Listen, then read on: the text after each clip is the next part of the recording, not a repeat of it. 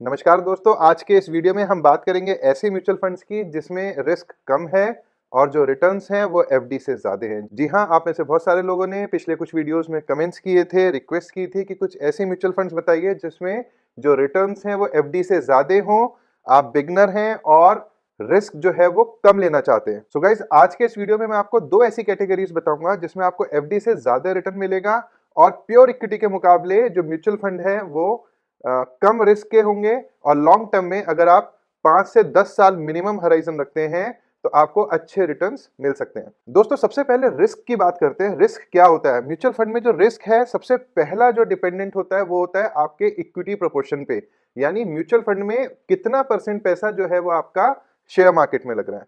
दूसरा जो रिस्क की परिभाषा है वो है आपके इन्वेस्टमेंट हराइजन से, यानी आप कितने समय के लिए इन्वेस्ट कर रहे हैं। जनरली मेरे एक्सपीरियंस से अगर मैं आपको बताऊं, आप अपने फंड को इक्विटी में भी लगाते हैं, प्योर इक्विटी में भी लगाते हैं और आपका जो इन्वेस्टमेंट हराइजन है वो 10 साल से ऊपर का है। सो पास ट्रैक के हिसाब से कम 12 से 14% के आसपास रिटर्न आ सकता है। बट अगर आप इक्विटी में लगा रहे हैं और आपका जो इन्वेस्टमेंट हराइजन है वो साल भर का है, 6 महीने का है, 2 साल का है, तो आपका रिस्क जो है वो बढ़ जाता है। अगर आप हायर रिटर्न्स की कामना रखते हैं तो आपको थोड़ा सा रिस्क भी लेना पड़ेगा। आज की डेट में ऐसे इंस्ट्रूमेंट्स जिनमें रिस्क बिल्कुल भी नहीं है, उनमें जो रिटर्न्स हैं वो 6%, 7%, 8% आप जानते ही हैं। सो इसीलिए, क्योंकि वो जो रिटर्न्स हैं 6, 7, 8% के, वो आज की डेट में ऑलमोस्ट इन्फ्लेशन के बराबर ही है। मतलब जितना आपका पैसा बढ़ता है उतना ही इन्फ्लेशन बढ़ जाता है, उतनी ही महंगाई बढ़ जाती है। इसीलिए लोग आज की डेट में उन इंस्ट्रूमेंट से म्यूचुअल फंड की तरफ आ रहे हैं। सो आप अगर इस वीडियो को देख रहे हैं, सो आपका जो पर्पस है वो डेफिनेटली यही है कि आपको बेटर रिटर्न्स चाहिए। बेटर रिटर्न्स के लिए आपको थोड़ा बहुत रिस्क तो लेना पड़ेगा, बट इस वीडियो में मेरी कोशिश रहेगी कि मैं आपको अच्छे से समझाऊं कौन से ऐसे म्यूचुअल फंड्स हैं, आपको उसमें कैसे किस तरीके से इन्वेस्टमेंट करना है। सो मैं आपको पूरा ढंग से समझाऊंगा, बट मेरी एक रिक्वेस्ट है, अगर आप इस वीडियो पे नए हैं तो इस वीडियो को, चैनल को पूरा सब्सक्राइब कीजिए, लाइक कीजिए और वीडियो को एंड तक जरूर देखिएगा, बीच से स्किप मत कीजिएगा। सो दोस्तों, सबसे पहली जो कैटेगरी है वो है कंजर्वेटिव हाइब्रिड म्यूचुअल फंड्स की। कंजर्वेटिव हाइब्रिड म्यूचुअल फंड्स यानी ऐसे म्यूचुअल फंड्स जो कि कंजर्वेटिव अप्रोच के लिए हैं, बिगनर फ्रेंडली हैं और जिसमें रिस्क जो है वो कंपैरेटिवली कम है। रिस्क जीरो किसी भी म्यूचुअल फंड में नहीं होता, but pure equity mutual fund से काफी कम होता है। कैसे? कि ये जो म्यूचुअल फंड्स हैं ये कंजर्वेटिव बिहेवियर के हैं। ये 75 टू 90% पैसा ऑलमोस्ट डेट्स में यूज करते हैं, एफडीज में यूज करते हैं, कॉर्पोरेट बॉन्ड्स में यूज करते हैं, गवर्नमेंट बॉन्ड्स में यूज करते हैं। तो वहां पे नुकसान के जो चांसेस है वो ऑलमोस्ट ना के बराबर हैं और जो बचा हुआ पैसा है 0 टू 25% तक वो इक्विटी में इन्वेस्ट करते हैं as per the market conditions. 25% पैसा जो है आपका वो थोड़े से रिस्की प्रोपोजिशन में लग रहा है। वो जनरली ब्लू चिप कंपनीज होती हैं या अच्छी mid cap small cap companies होती हैं और आपका जो लॉन्ग टर्म में वैल्यू बनती है वो उस थोड़ा सा रिस्क को लेकर के, 25% कैपिटल पे रिस्क को लेके ही आपकी जो 100% वैल्यू है, आपका जो 100% इन्वेस्टमेंट है वो 7-8% की बजाय में 12-13-14% तक का सालाना रिटर्न देता है। दोस्तों, आगे बढ़ने से पहले बस मेरी एक ही रिक्वेस्ट है, इस वीडियो को बनाने में काफी मेहनत लगती है, रिसर्च लगती है। अगर आपने अभी तक अपने इस चैनल को सब्सक्राइब नहीं किया तो प्लीज कर दीजिए और इस वीडियो को एक लाइक जरूर दे दीजिएगा। इस कैटेगरी में अगर मैं आपको म्यूचुअल फंड का नाम बताऊं तो मेरी रिसर्च के हिसाब से कोटक डेट हाइब्रिड फंड, इसकी जो रेटिंग है वो क्रिसिल रेटिंग 1 है।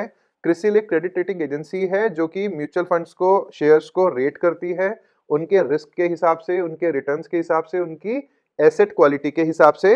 सो इसकी जो रैंक है वो 1 है। Rank 1 means one of the best in the category.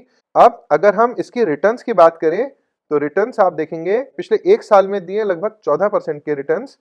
और अगर हम लॉन्ग टर्म की बात करें सो इसने दिए हैं 3 साल में 11.5% और 5 साल की अगर हम बात करें तो 12.77 यानी 12.77% का सालाना रिटर्न।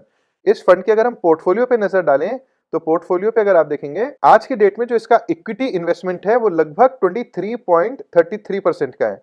बाकी लगभग 70% जो है वो डेट में है और लगभग 7% जो इसका पैसा है वो ऑलमोस्ट कैश में है। तो आप देखो, इक्विटी में जो आपका पैसा लगा हुआ है आज की डेट में इस फंड में लगभग 23% लगा हुआ है और आपको जो ये 5 साल में रिटर्न्स दे रहा है वो सालाना लगभग 12.77 दे रहा है।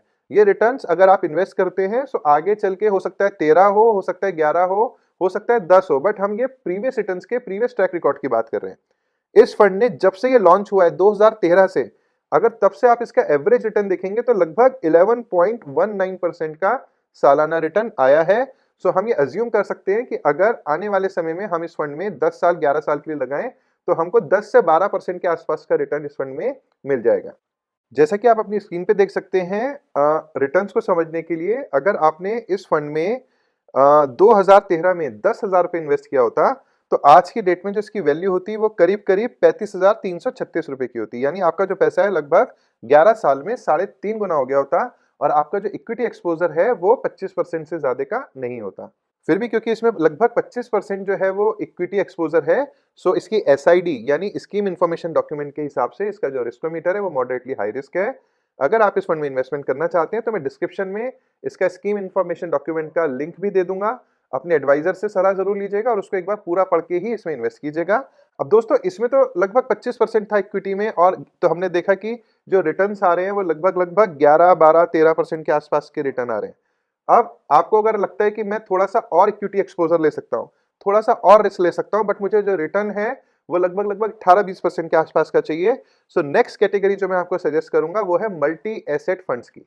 मल्टी एसेट फंड उन लोगों के लिए एक बहुत ही बढ़िया चॉइस है जो इक्विटी में, डेट में, गोल्ड में, सिल्वर में, इस तरीके के इंस्ट्रूमेंट्स में एक साथ एक्सपोजर लेने में कंफर्टेबल हैं और लगभग 18 से 20% का रिटर्न पाना चाहते हैं। सो इसमें कंजर्वेटिव हाइब्रिड फंड के मुकाबले रिटर्न्स बहुत अच्छे आते हैं, साथ ही जो रिस्क है वो भी थोड़ा सा बढ़ जाता है। बट अगर हम प्योर इक्विटी की बात करें, सो प्योर इक्विटी के मुकाबले इसमें जो रिस्क है वो कम रहता है। इस कैटेगरी में अगर आप मेरी पर्सनल चॉइस पूछे तो मेरा फेवरेट जो फंड है वो है ICICI prudential multi asset fund, because ये जो फंड है वो 2002 से बहुत अच्छा परफॉर्म कर रहा है।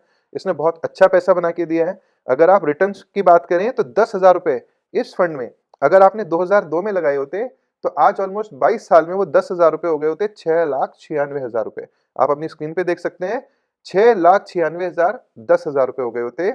यानी कि इस फंड ने पिछले 22 साल में जो एवरेज सालाना रिटर्न दिया है वो दिया है 21.12% का। इसकी अगर हम पोर्टफोलियो की बात करें तो इसका आज की डेट में जो पोर्टफोलियो है वो शेयर मार्केट में लगभग 66% यानी 66% का पोर्टफोलियो जो है वो इक्विटी में है। बाकी जो पोर्टफोलियो है या तो वो डेट में है या गोल्ड में है या अदर म्यूचुअल फंड्स में है। सो ये मल्टीपल एसेट क्लासेस में इन्वेस्ट करता है और लगभग 20-22% के आसपास का रिटर्न देता है। अब इस फंड की अगर हम एक साल के रिटर्न की बात करें तो इस फंड ने लगभग 17.75 यानी 17.75% का सालाना रिटर्न दिया है। 3 साल की अगर हम बात करें तो 19.79% का लगभग 19% सालाना का रिटर्न दिया है।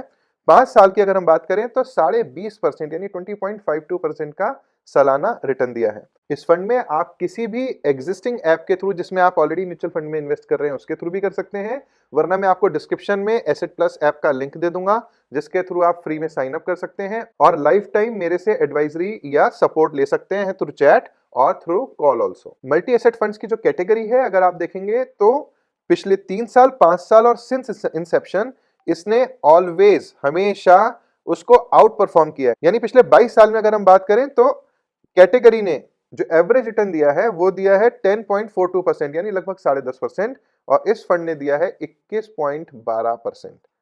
तो ये जो फंड है ये मेरे कोई रिकमेंडेशन नहीं है, मैं फिर भी आपको बोलूंगा कि इसका भी एसआईडी मैं आपको डिस्क्रिप्शन में डाल दूंगा। आप इस फंड के बारे में या कोटक हाइब्रिड फंड के बारे में रिसर्च कीजिए। इन दोनों कैटेगरीज में यानी कंजर्वेटिव हाइब्रिड फंड या मल्टी एसेट फंड के बारे में अच्छे से पढ़िए, और अगर आप थोड़ा बहुत एक्सपोजर इक्विटी में लेने के लिए रेडी हैं तो ही इनमें इन्वेस्ट कीजिए, और by the way of SIP invest कीजिए। जी हाँ, अगर आप नए इन्वेस्टर हैं तो एसआईपी मतलब होता है सिस्टमैटिक इन्वेस्टमेंट प्लान, जिसमें अगर आपके पास मान लीजिए 2 लाख 3 लाख रुपए हैं, सो आप इकट्ठा इन्वेस्ट करने की बजाय में जो मेरी सलाह है वो म्यूचुअल फंड्स में अगर आप आ रहे हैं तो थ्रू एसआईपी आइए। यानी एक फिक्स्ड अमाउंट 5,000, 4,000, 10,000 जितना भी आप कंफर्टेबली इन्वेस्ट कर सकते हैं लॉन्गर टर्म के लिए, 5 साल, 10 साल, 15 साल के लिए, उनको थ्रू एसआईपी यानी एक पर्टिकुलर छोटा अमाउंट हर महीने की फिक्स डेट पे आप इन्वेस्ट कीजिए। एसआईपी आपको रुपी कॉस्ट एवरेजिंग का बेनिफिट देती है, यानी मार्केट के हिसाब से अप डाउन जैसे जैसे मार्केट ऊपर नीचे हो रहा है आपका एवरेजिंग भी उसी हिसाब से होता है। जब मार्केट नीचे होती है तो भी आप परचेज कर रहे हैं, जब मार्केट ऊपर होती है तो भी आप परचेज कर रहे हैं, आपकी एवरेज अच्छी आती है। और लॉन्ग टर्म में जब मार्केट ऊपर जाती है सो आपकी टोटल इन्वेस्टमेंट एक बहुत अच्छा वैल्यू जनरेट कर देती है। आप चाहे एसआईपी कीजिए चाहे एसडब्ल्यूपी कीजिए, यानी आप चाहे तो सिस्टमैटिक इन्वेस्टमेंट प्लान कीजिए, चाहे एसडब्ल्यूपी कीजिए। अगर आप इक्विटी एक्सपोजर लेने में कंफर्टेबल हैं, इन्वेस्टमेंट करने से पहले अपने एडवाइजर से जरूर सलाह लीजिएगा। और किसी भी प्रकार के अपने डाउट्स, क्वेरीज के बारे में अगर आप कुछ भी पूछना चाहते हैं तो प्लीज कमेंट सेक्शन का यूज जरूर कीजिएगा।